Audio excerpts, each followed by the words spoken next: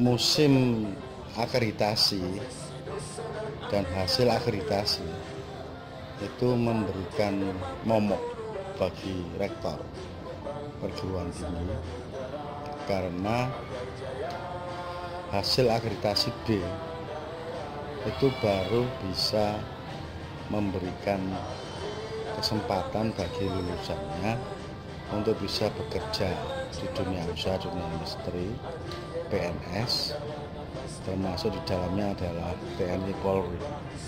Ijazah yang dengan akreditasi C atau baik itu tidak bisa diakui oleh yang tadi saya sebut. Hal itu disampaikan pada BAN-PT, ceramah kepada Sivitas Akademika di Unmaha. Oleh karena itu, pimpinan BAN-PT waktu itu Profesor Mansur Ramli, Profesor Mansur Maksum, kemudian Pak Slamet itu menyarankan kalau bisa digenjot akreditasi per prodi. Namun sebagai rektor baru kita tidak tahu bagaimana menyiasatinya. Maka kita melakukan pendalaman teknis, apa saja borang-borang yang harus diisi, kemudian bukti fisik apa saja yang harus dilampirkan sebagai kumpulan borang-borang tersebut. Untuk itu Unmaha membuat acara yang namanya Pekan Tridharma Perguruan Tinggi. Mengapa? Ternyata dari hasil analisis 32 tugas dosen itu merupakan 60% keberhasilan akreditasi. Sementara dosen itu diperlakukan sebagai pelaksana saja, bukan yang inisiatif, bukan yang mempunyai sebagai subjek. Dari pemikiran itulah dalam pekan seminar, pekan workshop Tridharma Perguruan Tinggi yang dihadiri oleh para rektor, termasuk dihadiri oleh Rais Am PBNU, yaitu Ma'ruf Amin, Dirjen TK, Dirjen SDM, Direktur Dosen dan Direktur Pembinaan Kari Dosen dan Kompetensi, Direktur Kemahasiswaan, Direktur Guru, Direktur Penjaminan Mutu, kemudian dari BAN-PT ada 19 eselon 1, kemudian dan eselon 2 yang mengarahkan kita bahwa kita sadar kinerja dosen itu menjadi tumpuhan, backbone atau tulang punggung dari akreditasi. Menyikapi hal tersebut, maka para pimpinan perguruan tinggi waktu itu, dan itu semuanya ada dokumennya, bisa dilihat di YouTube, ingin mengambil kesimpulan dan merekomendasi sebaiknya kita bagaimana mengangkat kinerja dosen, karena 65% itu menentukan akreditasi. Hebatnya rektor, hebatnya dekan, tetapi ketika ditanya mana bukti fisik, misalkan membuat kerjasama, mana bukti fisik kerjasamanya, ada MOU-nya, tapi kegiatannya mana? Nggak mungkin dekan melaksanakan, nggak mungkin rektor melaksanakan. Pelaksananya siapa? Ya dosen dengan mahasiswa. Ketika ditanya Oh, organisasi profesi mana? Pasti akan dijawab tidak punya, orang dosen nggak punya organisasi profesi. Ketika ada pertanyaan pada boram 3, ditanya lagi visiting professor, yaitu kegiatan kunjungan profesor atau dosen ke lembaga lain di luar negeri maupun dalam negeri. Tidak bisa, karena apa? Tidak ada MOU antar dosen maupun antar perguruan tinggi. Jadi jika ditanya lagi mana kartu anggota profesi, atau oh ada nilainya, ditanya lagi Anda sebagai pengurus apa, mana bukti fisik SK pengurus.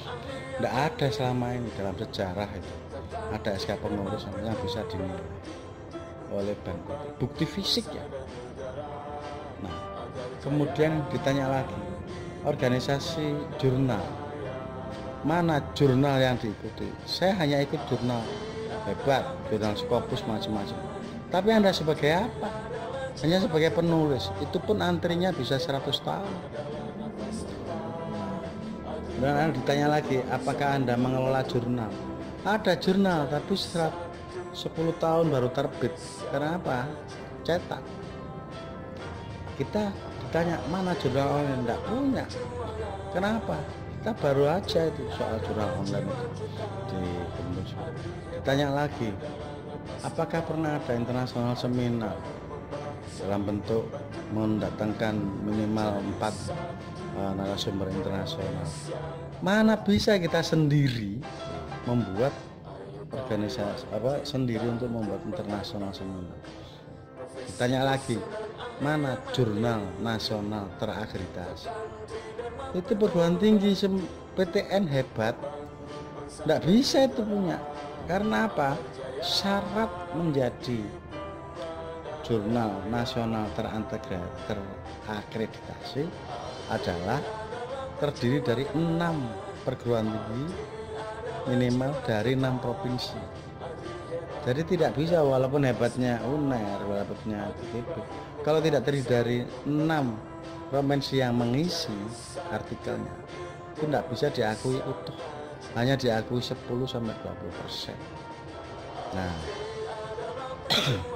itu semuanya kita kaji. Nah, di akhir acara dalam pekan seminar itu kita berinisiatif untuk mendeklarasikan,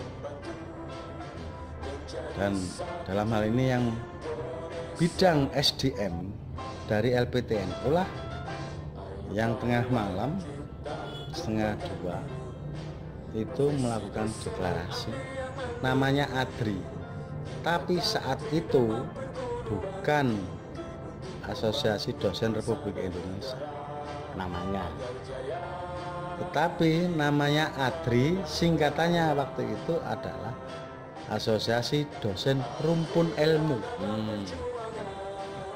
Jadi dideklarasikanlah Asosiasi Dosen Rumpun Ilmu di antara para rektor, pengurus perguruan tinggi yang hadir.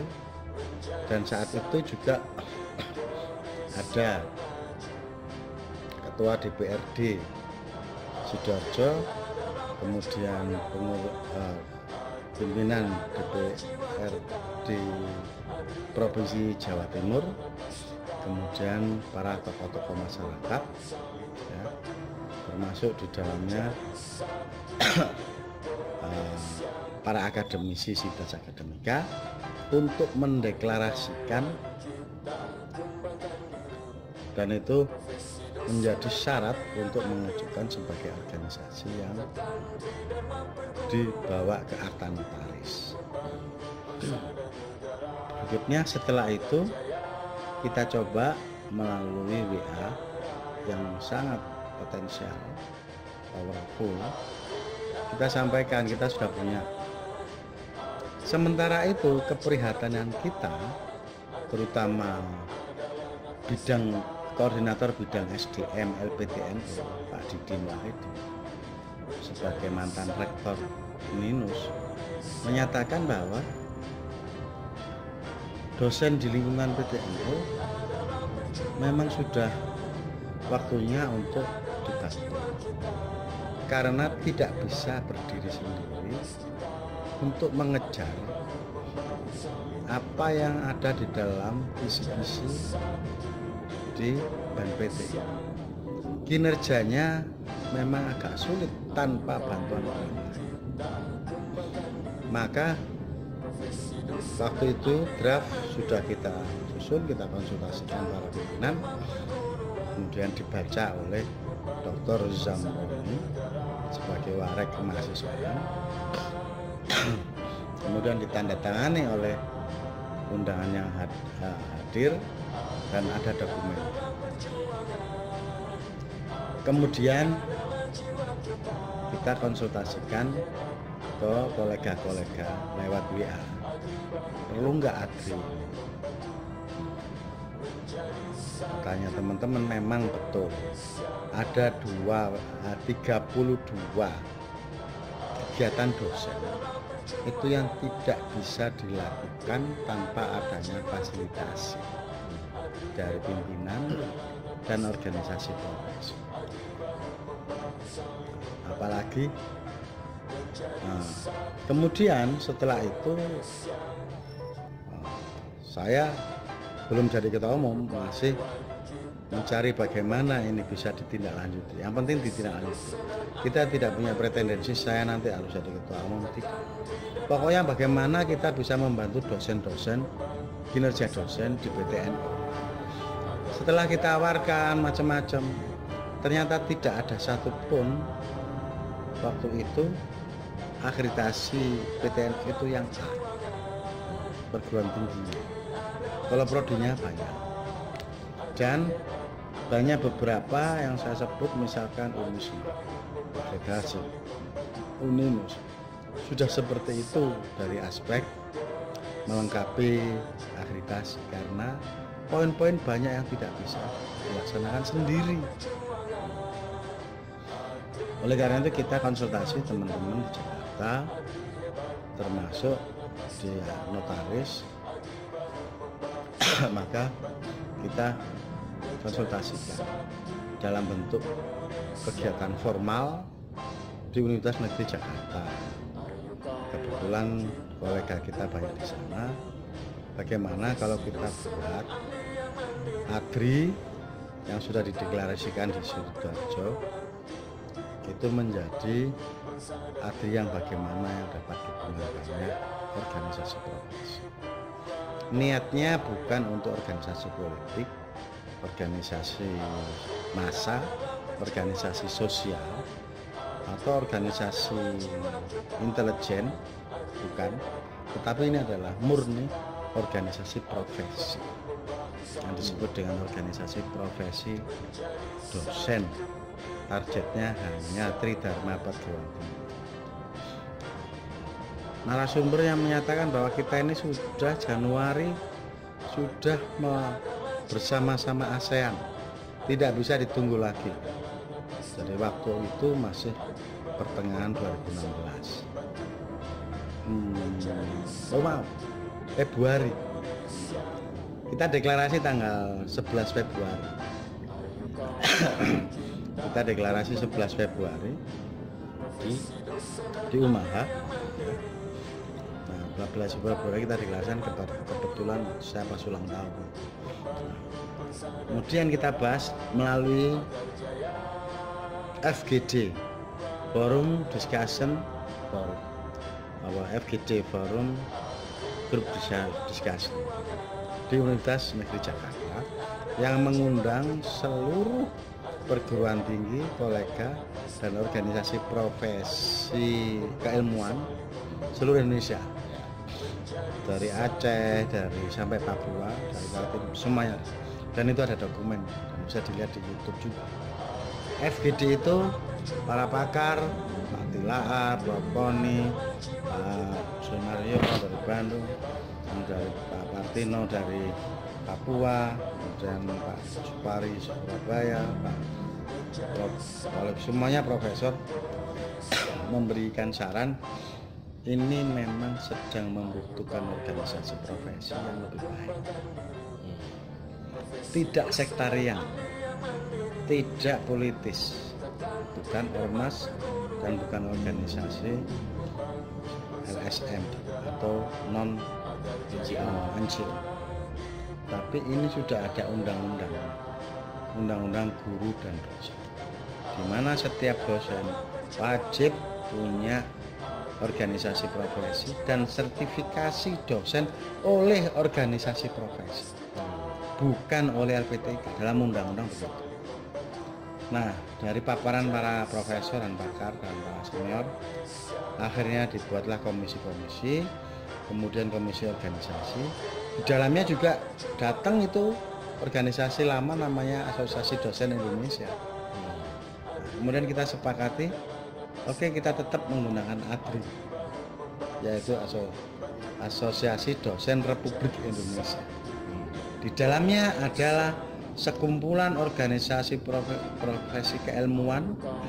Saya dari Ikatan Profesi Teknologi Pendidikan, ada ya Persatuan Program Studi Bahasa Indonesia, ada organisasi profesi apa dan macam-macam. Itu kita himpun, bukan dilebur, kita himpun sebagai badan musyawarah yang terdiri dari berbagai lembaga organisasi profesi. Ada yang dari kedokteran, ada dosen kesehatan, dosen nuklir, dosen pertanian. Itu kita lakukan dalam satu wadah. Akhirnya disepakatilah tanggal 30 menjadi tanggal kelahirannya ADRI setelah Februari 2016. Yang ketuanya waktu itu adalah Profesor Mukhlis yang sekarang Warek 1 UNJ dengan sekretaris Pak Supriyanto, saya sebagai ketua pengawas. Dibawalah ke akta notaris. Dibawa akta notaris, diproses, ternyata tidak boleh menggunakan kata asosiasi, sehingga dari Menkumham diminta menggunakan kata perkumpulan. Kemudian kita rapat dalam rangka melengkapi pengurus lengkap itu tanggal 30 Maret. Akhirnya diputuslah kata-kata itu menjadi ahli, karena kita ingin mempertahankan ADRI-nya, karena deklarasinya itu ADRI, Asosiasi Dosen Rumpun Ilmu, berubah menjadi Perkumpulan Ahli dan Dosen Republik Indonesia. Perkumpulan ahli dan dosen, ya, ahli dan dosen Republik Indonesia. Kalau orang bertanya itu macam-macam, perdebatannya sangat kuat itu. Akhirnya rapat formatur diputuskan bahwa saya ingin pengurusnya itu dari Jakarta, tapi ngotot para formatur memilih ketua umumnya adalah rektor umum, karena pertimbangannya macam-macam, termasuk orang yang sudah menguasai substansi undang-undang, karena rektor rumah 9 tahun di DPR yang melahirkan undang-undang Sisdiknas, undang-undang guru dan dosen, dan macam-macam terkait dengan pendidikan.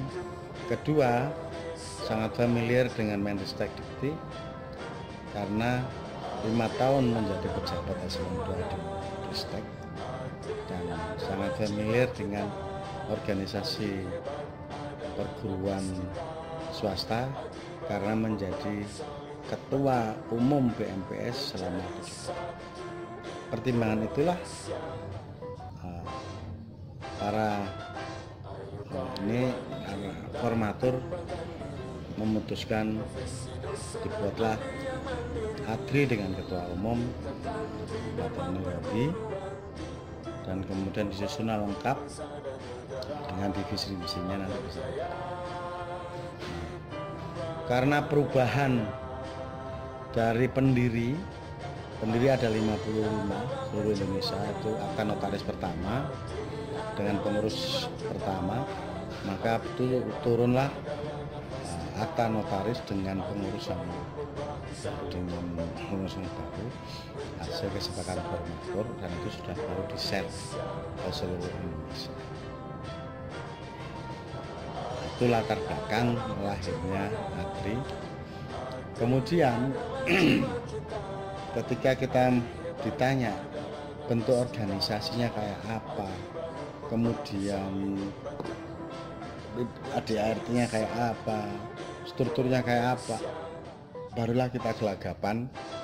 Yang semula itu organisasi rumpun ilmu harus mengikuti peraturan pemerintah, melengkapi berbagai macam itu dengan kegiatan formalnya, antara lain pelantikan-pelantikan. Sehingga ini teman-teman yang tidak mungkin mengumpul dalam satu tempat hampir rutin, maka kita putuskan manajemen organisasi ADRI berbasis mobile office, berbasis musyawarah mufakat lewat WA, dan sekarang berkembang Telegram.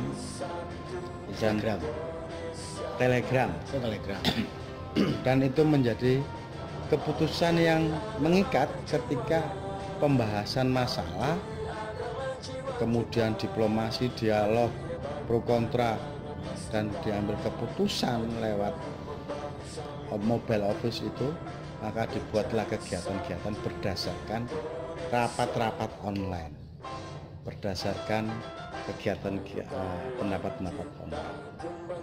Dengan demikian, alhamdulillah kita sudah dalam hampir 1 tahun ini kita sudah mendapatkan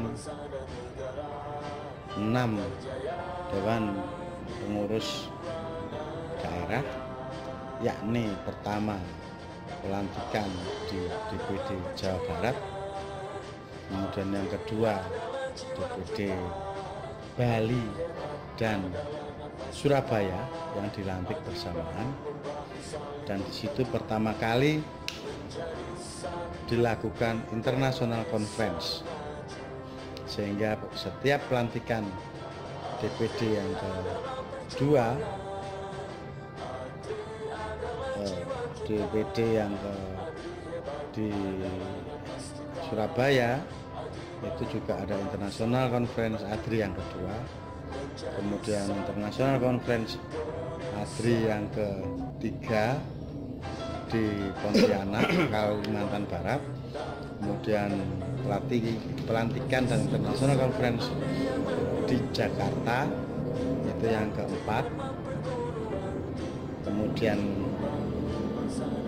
di mana ketuanya adalah Ketua Koordinator Kopertis 3 Jakarta, dan pelantikan serta international conference yang ke-5 DPD Sulawesi Selatan Barat yang diketuai oleh Rektor Universitas Negeri Makassar.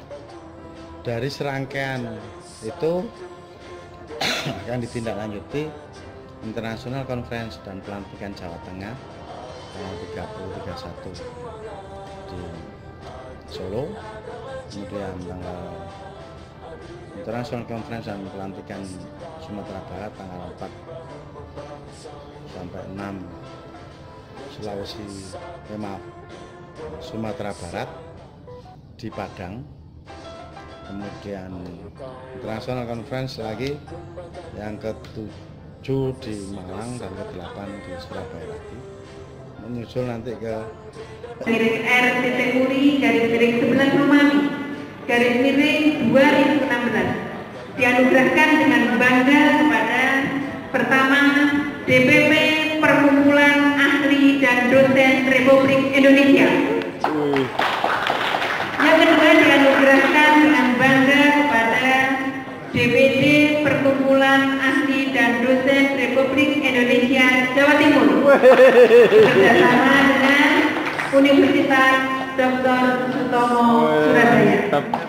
Atas rekor yang pertama, penandatanganan kerjasama tentang Tridharma Perguruan Tinggi, Kebiasaan, Kajian Syariah, Anti Radikalisme, Anti Korupsi, anti narkoba dan kehalalan oleh perguruan tinggi terbanyak 70 perguruan tinggi. Rekor yang kedua yaitu proceeding oleh penulis terbanyak 207 menulis dengan 116 paper. Semarang 10 November 2016, tertangan Ketua Umum MURI Dr. Jaya Suprana. Dengan bangga kami anugerahkan piagam penghargaan ini, semoga membawa manfaat bagi kita semua.